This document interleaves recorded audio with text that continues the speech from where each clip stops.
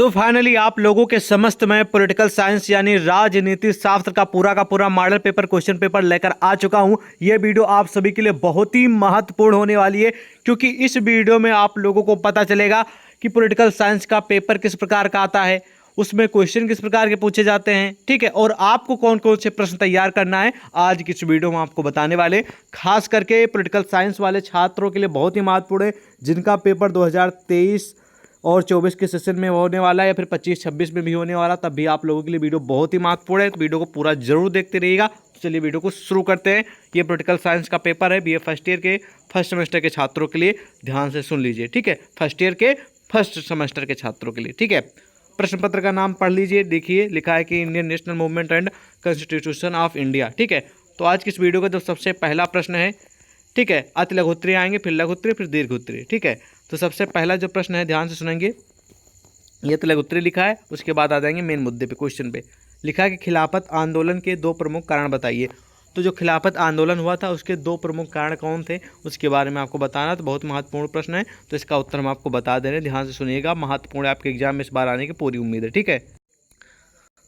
तो सबसे पहला जो कारण है उसको आप लोग इस प्रकार लिखेंगे, ध्यान से सुन लीजिएगा। नंबर 1 पे आप लोग ऐसे हेडिंग डालेंगे, लिखेंगे कि प्रथम विश्व युद्ध के बाद ब्रिटिश सरकार ने मुसलमानों को दिया गया आश्वासन पूरा नहीं किया। पहला कारण ये था।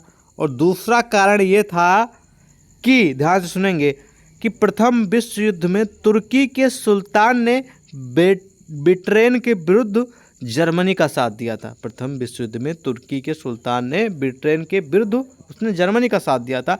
ये दो प्रमुख कारण हैं खिलाफत आंदोलन के।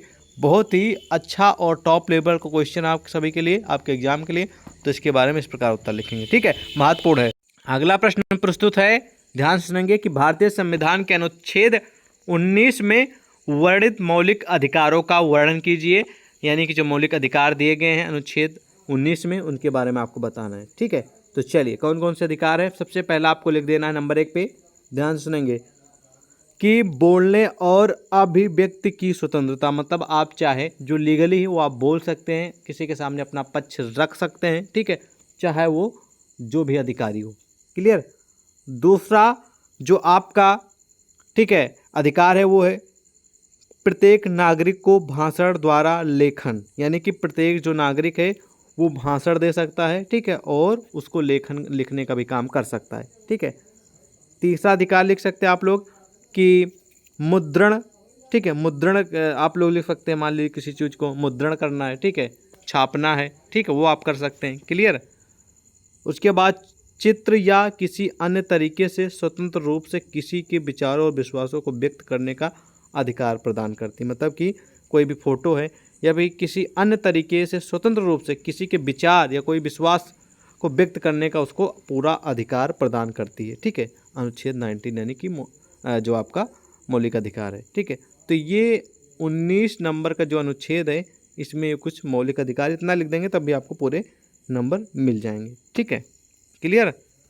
अगला प्रश्न है कि लोक हितकारी राज्य का क्या अर्थ है।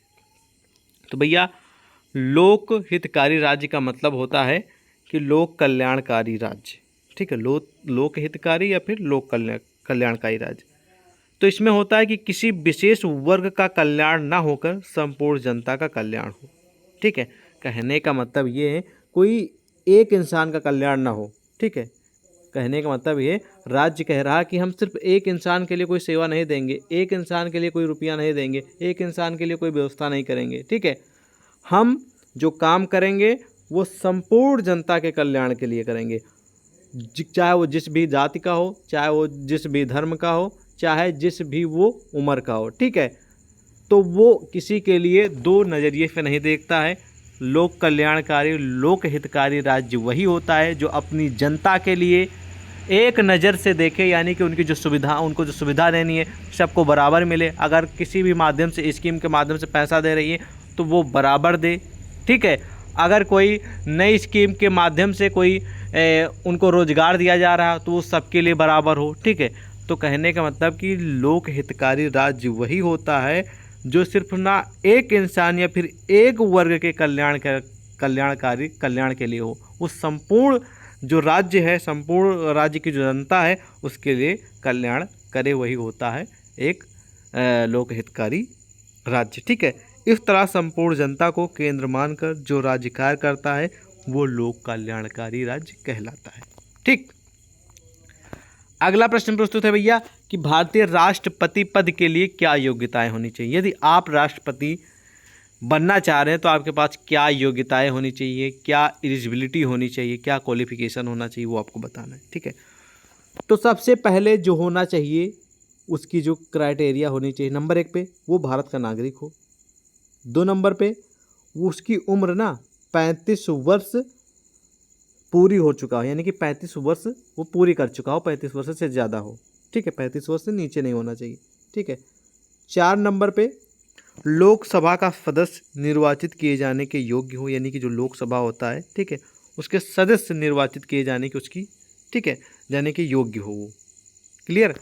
और 3 नंबर हो गया। अब 4 नंबर पे लिख सकते हैं कि किसी लाभ के पद पर ना हो।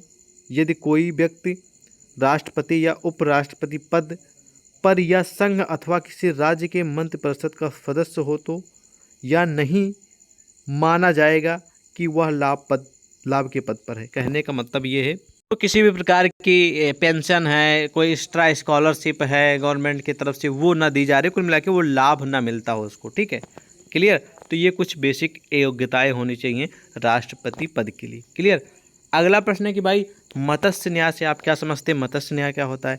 तो मत्स्य न्याय एक प्राचीन भारतीय दर्शन है। क्या है? मत्स्य न्याय एक बहुत पुराना भारतीय दर्शन है जिसका अर्थ होता है मछलियों का कानून। मत्स्य का मतलब मछलियाँ और न्याय का मतलब आप लोग जानते हैं कानून। ठीक है, तो मछलियों का कानून, इसे प्रकृति के उस मौलिक नियम के रूप में वर्णित किया जाता है जिसके अनुसार बड़ी मछली छोटी मछली को खा जाती है, अर्थात शक्तिशाली निर्बल को नष्ट कर देता है। इसकी तुलना जंगल के कानून से की जा सकती है। मतलब कि अगर मान लीजिए कि छोटी मछली है तो उसको बड़ी मछली क्या करती है, उसको खाई तो जाती है। ठीक है, तो कुल मिला के जो मत्स्य न्याय है ये एक प्रकार का प्राचीन भारतीय दर्शन है जिसका अर्थ होता है मछलियों का कानून, और इसे प्रकृति के उस मौलिक के रूप में वर्णित किया जाता है जिसके अनुसार वो बड़ी मछली छोटी मछली को खा जाती है। ठीक है, तो एक प्रकार से ये मछलियों का कानून है। क्लियर। अब आ जाएंगे खंडबा की ओर। खंडबा में आपको लघु उत्तरीय टाइप क्वेश्चन देखने को मिलेंगे। चलिए इसमें देखते हैं कौन से क्वेश्चन आप लोगों के लिए महत्वपूर्ण है। पहला क्वेश्चन देखिए, अति लघु उत्तरीय जो क्वेश्चन मैंने बताए सभी के सभी आप लोगों के लिए परीक्षा के लिए महत्वपूर्ण है और इन सभी का उत्तर आप अच्छे से पढ़ के जरूर जाइएगा। सारे के सारे अति लघु उत्तरीय वाले महत्वपूर्ण हैं। ठीक है, अब लघु उत्तरीय में जान लेते हैं कौन से महत्वपूर्ण। पहला प्रश्न है कि भारत छोड़ो आंदोलन पर टिप्पणी लिखिए या फिर एक निबंध लिखिए, ऐसा प्रश्न देखने को मिल सकता है। तो भारत छोड़ो आंदोलन पर एक प्रश्न, कई हालांकि 2 प्रश्न आपको देखने को मिलेंगे भारत छोड़ो आंदोलन से जुड़े, 2 से 3। ठीक है, और ये क्वेश्चन 100% आएगा ही आएगा, 100% गारंटी के साथ। ठीक है, तो ध्यान से सुनेंगे, बहुत ही महत्वपूर्ण प्रश्न है, निबंध लिखने के लिए आया है। ठीक है, तो आपको लिखना है कि भारत छोड़ो आंदोलन को देश का सबसे बड़ा और चक्रीय आंदोलन माना जाता है, यानी कि देश का सबसे बड़ा जो आंदोलन है वो भारत छोड़ो आंदोलन को कहा जाता है। इस बात को ध्यान रखेंगे। इसको चक्रीय आंदोलन के नाम से भी जाना जाता है, इस बात को ध्यान रखेंगे। ठीक है, क्लियर। चक्रीय आंदोलन माना जाता है जिसमें अंग्रेजों को भारत से खदेड़ने में बहुत बड़ा योगदान है, यानी कि जो अंग्रेज लोग भारत पे कब्जा जमाए थे, अपना शासन चला रहे थे, उनको भारत से खिदने यानी कि भगाने का बहुत बड़ा योगदान है। किसका? भारत छोड़ो आंदोलन का। ठीक है, भारत छोड़ो आंदोलन उस समय शुरू हुआ जब दुनिया में काफ़ी बदलाव के दौर चल रहे थे। पश्चिम में लगातार युद्ध चल रहा था, वहीं पूर्व में भी साम्राज्यवाद के खिलाफ आंदोलन उग्र होते जा रहे थे। तब ये भारत छोड़ो आंदोलन चलाया गया था। ठीक है, और इसमें लिख सकते हैं कि भारत छोड़ो आंदोलन सही मायने में देखा जाए तो एक जन आंदोलन था, मतलब कि लोगों का आंदोलन था। ठीक है, जिसमें लाखों आम आदमी हिंदुस्तानी शामिल थे। इस आंदोलन ने युवाओं को बड़ी संख्या में अपनी ओर आकर्षित किया, यानी कि बहुत सारे युवा जो लोग, वो बहुत लोग आए थे इस वाले आंदोलन में। ठीक है, क्लियर। और उन्होंने अपने कॉलेज छोड़ जेल का रास्ता अपनाया, यानी कि उन्होंने कहा कि अब हम कॉलेज तो बात की बात है, अब पहले हम अपना देश आज़ाद कराएंगे, उसके लिए हमें चाहे जेल ही जाना पड़े। ठीक है, तो ये मुख्य कुछ तथ्य हैं भारत छोड़ो आंदोलन की। और भारत छोड़ो आंदोलन का एक और नाम है, आप लोगों को सुना नहीं होगा, मैं आपको बता दूं, कहीं प्रश्न आए तो आप ध्यान रखेंगे। ठीक है, भारत छोड़ो आंदोलन को, ठीक है, अगस्त क्रांति के नाम से भी जाना जाता है। ठीक है, किस क्रांति के नाम से? अगस्त क्रांति के नाम से। ठीक है, क्लियर? इस बात को ध्यान रखेंगे, बहुत ही टॉप लेवल का टॉपिक है, अगस्त क्रांति के नाम से जाना जाता है। और जो ये मतलब कि भारत छोड़ो जो आंदोलन था, ये 8 अगस्त, ध्यान सुनेंगे, 8 अगस्त 1942 को, ठीक है, गांधी जी के आह्वान पर शुरू किया गया था। भारत छोड़ो आंदोलन, जैसे प्रश्न आ जाए भाई कब शुरू हुआ था, तो आप लिख देंगे 8 अगस्त 1942 को गांधी जी के आह्वान में, यानी कि गांधी जी के जो हेड थे वो गांधी जी थे। ठीक है, गांधी जी द्वारा चलाया गया था। बाकी उसमें और भी जनता और भी जन लोग शामिल थे। ठीक है, क्लियर? चलिए अगला प्रश्न है कि भारतीय संविधान की प्रस्तावना और उसकी विशेषताएं लिखना है। तो भारतीय संविधान की प्रस्तावना के बारे में ये भी महत्वपूर्ण प्रश्न है। तो इसका उत्तर आप लिखेंगे कि भारत सरकार अधिनियम 1919 में एक अलग प्रस्तावना मौजूद थी। ठीक है, संविधान की प्रस्तावना जो है ना, पंडित जवाहरलाल नेहरू द्वारा तैयार किए गए उद्देश्य प्रस्ताव पर आधारित है, जिसे 22 जनवरी, ठीक है ध्यान रखेंगे, 22 जनवरी सन 1947 को संविधान सभा द्वारा अपनाया गया था। ठीक है, तो इस प्रकार लिखेंगे इसका उत्तर। बहुत ही महत्वपूर्ण प्रश्न है, तो एग्जाम के लिए ध्यान रखेंगे आप सभी। ठीक है, क्लियर? चलिए नेक्स्ट क्वेश्चन देख लेते हैं कि प्रश्न ये है कि भाई भारतीय संविधान की प्रस्तावना हो गया, अब आ गया समानता के मौलिक अधिकारों के बारे में। ये भी महत्वपूर्ण प्रश्न है। ठीक है, तो इसको भी आपको तैयार कर लेना, हाई लेवल का क्वेश्चन है। समानता के मौलिक अधिकार कौन कौन से? टॉप लेवल क्वेश्चन परीक्षा में आएगा, 100% श्योर है। ठीक है, अगला प्रश्न प्रस्तुत है कि भारत के प्रधानमंत्री की नियुक्ति कैसे होती है, उसके कार्यों का वर्णन कीजिए। तो ये प्रश्न इस बार इलेक्शन होने वाला, वैसे ही आप लोग जानते हैं 2024 में। ठीक है, तो ये प्रश्न 100% श्योर है कि आपकी परीक्षा में आएगा ही आएगा। ठीक है, कैसे नियुक्त होती है इसके बारे में आपको जानना जरूरी है, उसके कार्य क्या क्या होते हैं ये भी आपको जानना जरूरी है। तो चलिए जानते हैं कि नियुक्त कैसे होती है, उसका चयन कैसे होता है। तो भारत में प्रधानमंत्री पद के लिए जनता द्वारा प्रत्यक्ष मतदान किया जाता है। मतलब जो प्रधानमंत्री पद के लिए उम्मीदवार होता है, उसके लिए जनता के द्वारा प्रत्यक्ष मतदान यानी कि वोट दिया जाता है। ठीक है, जिसके द्वारा बहुमत पार्टी के मुख्य नेता को इस पद के लिए चुना जाता है। बहुमत पार्टी के जो मुख्य नेता होते हैं उसको इस पद के लिए चुना जाता है। ठीक है, क्लियर? उसके बाद दूसरे पॉइंट में आप लोग लिख सकते हैं कि राष्ट्रपति उस व्यक्ति को प्रधानमंत्री चुनते हैं जिस पार्टी ने लोकसभा में बहुमत हासिल को हो। यानी कि राष्ट्रपति उसी व्यक्ति को प्रधानमंत्री चुनते हैं, ठीक है, जिस पार्टी ने लोकसभा में बहुमत मतलब कि ज़्यादा वोट हासिल किए हों। ठीक है, ज़्यादा लोगों का प्यार पाया हो, यानी कि वोट पाए हों। ठीक है, उसी को प्रधानमंत्री चुनते हैं। ठीक है, राष्ट्रपति के द्वारा इनका चुनाव चयन किया जाता है। ठीक है, 3 नंबर पे आप लिख सकते हैं कि बहुमत न होने की दशा में सबसे बड़ी पार्टी जिसको दूसरी पार्टियों का बहुमत मिला हो, तो उन सब के द्वारा चुने गए नेता को राष्ट्रपति द्वारा प्रधानमंत्री पद की शपथ दिलाई जाती है। ठीक है, 4 नंबर पे पॉइंट द्वारा लिख सकते हैं कि यदि गठबंधन द्वारा सरकार बनी है तो गठबंधन पार्टियों द्वारा उस व्यक्ति को जिसको गठबंधन ने अपना नेता चुना हो, ठीक है, उसको बनाया जाएगा। ठीक है, प्रधानमंत्री।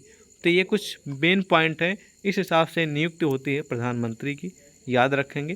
कार्य आप लोग पढ़ लेंगे, बहुत सारे कार्य हैं, तो आप लोग इंटरनेट पर सर्च करके पढ़ लेंगे। 100% गारंटी शुदा प्रश्न आएगा ही आएगा। अगला प्रश्न है कि भाई लोकसभा अध्यक्ष की शक्तियाँ, 100% गारंटी है कि आएगा ही आएगा। ये प्रश्न आएगा, तय है, अभी से लिख दीजिए। मैं आपको बता रहा हूँ, जब मेरी वीडियो देखना आप लोग शुरू करिया करिए तो आप लोग कॉपी पेन उठा लिया करिए, क्योंकि मैं जो क्वेश्चन बताऊँगा गारंटी लूँगा वो आपके प्रश्न आपकी परीक्षा में गारंटी के साथ आएंगे, वरना आप लोग हमें मैसेज में गालियाँ दीजिएगा। ठीक है, हम ये तक यहाँ तक की गारंटी ले लेते हैं, क्योंकि जो प्रश्न हम बताएंगे वो आएगा। ठीक है, जो कि नहीं गारंटी लेंगे उसकी उम्मीद नहीं रहेगी। भारत में, ठीक है, भारतीय संविधान में राज्यपाल की शक्तियाँ और भूमिका बताना, यानी कि राज्यपाल जो होता है उसकी शक्तियाँ क्या क्या हैं, उसका रोल क्या है, उसकी भूमिका क्या है, उसके बारे में लिखना है। भी हार्ड लेवल का क्वेश्चन एग्जाम के लिए। ठीक है, इसको भी तैयार कर लेना है। अगला प्रश्न है कि भारतीय सर्वोच्च न्यायालय के अधिकार क्या क्या है। जो सर्वोच्च न्यायालय और आपने सुना होगा सर्वोच्च न्यायालय, ठीक है, उच्च न्यायालय, ठीक है। तो उच्च न्यायालय के बारे में, सर्वोच्च न्यायालय के बारे में, इन दोनों के बारे में, अधिकार के बारे में पढ़ लेना है और इनका क्या कार्य होता है इसके बारे में भी आपको पढ़ लेना है। ये प्रश्न भी आपकी परीक्षा में फंसने की पूरी उम्मीद है, ठीक है। अब आपको देखने को मिलेंगे दीर्घ उत्तरे। दीर्घ उत्तरे में बहुत सारे प्रश्न हैं, लेकिन एक प्रश्न यहाँ पर प्रस्तुत है आप सभी। लिखा है प्रश्न की भारतीय संविधान में वर्णित राज्य के नीति निर्देशक तत्वों की व्याख्या कीजिए, वह मौलिक अधिकारों से किस प्रकार भिन्न है उसके बारे में लिखना है। ये भी महत्वपूर्ण प्रश्न है, इसको भी तैयार कर लीजिएगा। दीर्घ उत्तर में हालांकि और भी बहुत सारे क्वेश्चन है, लेकिन एक पेज जो है ना वो छात्रों के द्वारा भेजा नहीं गया, फिलहाल उसको हम आप लोगों को जल्द ही आप तक प्रोवाइड करा देंगे, ठीक है। तो इन सभी प्रश्नों का उत्तर जो मैं आपका मॉडल पेपर प्रोवाइड किया हूँ, इनका उत्तर अगर आप अच्छे से तैयार कर लेंगे तो आपको एग्जाम में काफ़ी हेल्प मिल जाएगी। कुल मिला के आपके 20 से 25 नंबर पक्के हो जाएंगे, ठीक है। तो मिलते हैं एक और नई वीडियो में। जय हिंद।